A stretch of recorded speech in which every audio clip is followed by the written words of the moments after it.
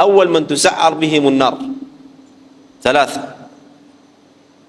النار زي ما ربنا ذكر وقودها الناس والحجارة، ما بولعها بحطب، بالناس وبالحجارة. أول من تسعر بهم النار ثلاثة. أولهم قارئ للقرآن، زول حافظ للقرآن ويعلم الناس القرآن. أولم يقل نبينا صلى الله عليه وسلم خيركم من تعلم القرآن وعلمه؟ هذا خير الناس، وهذا الرجل حفظ القرآن وعلمه للناس، وهذا في ظاهره خير عظيم، استقامة وتزكية وكذا، ولكنه فعل هذا الفعل ليس لوجه الله، يأتي به الله عز وجل فيعرفه هذه النعمة. وأن تحفظ القرآن دي ما نعمة عظيمة. بالله الآن كم من إنسان يريد أن يحفظ القرآن ولا يستطيع، يحاول وما يقدر، يحفظ وينسى، ما قادر. كون ربنا يسهل للإنسان حفظ القرآن هذه نعمة عظيمة، فيعرفه الله عز وجل هذه النعمة فيقول ماذا عملت بها؟ فيقول أي ربي قرأت فيك القرآن وعلمته، أي للناس. فيقول الله عز وجل كذبت. شوف الإخلاص ده بين العبد وبين ربه، حتى الملك لا يعلمه. الآن نحن قاعدين في المحاضرة دي، الملك كتب خالد حسين عمل محاضرة كتبها في الحسنات، لكن ليه الله ولا ما ليه الله الملك ذاته ما بيعرفها.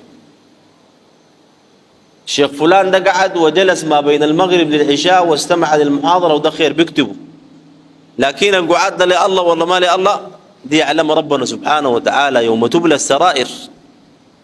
هذا الرجل حفظ القرآن وعلم الناس القرآن، ربنا يعرف نعمته. دي النعمة دي عملت فيها شنو؟ قرأت فيك القرآن وعلمته. فيقول كذبت، إنما قرأت من أجل أن يقال قارئ، وعلمت من أجل أن يقال عالم، فقد قيل فيؤمر به ويطرح في النار. ثم يؤتى بالرجل المنفق، ربنا ادى مال ودي نعمة، ماذا عملت في هذه النعمة؟ فيقول أنفقت في سبيلك، بنيت المساجد وبنيت وكفلت الأيتام والأرامل والمساكين وأنفقت في سبيلك. فيقول الله عز وجل كذبت، كذبت، إنما أنفقت من أجل أن يقال جواد وقد قيل، فيؤمر به ويطرح في النار. شوف الزول ده أنفق ماله في خير في الظاهر، لكن ما كان مخلص. قد يكون زول تاني ربنا أدى مال أنفقه في حرام، شرب بخمرة، ده برضو ربنا بحاسبه وبدخله النار. لكن البنى المسجد وما كان مخلص داير الرياء، ده عقوبته أشد من الشرب بمال الخمرة. ليه؟ لأن الذي رأى وأراد غير الله عز وجل هذا شرك، ودي كبيرة من الكبائر. لاحظت؟ الزول اللي بينفق في طاعة وفي عبادة ولكن لا يريد وجه الله سبحانه وتعالى وإنما يريد المدح والثناء، ده شرك.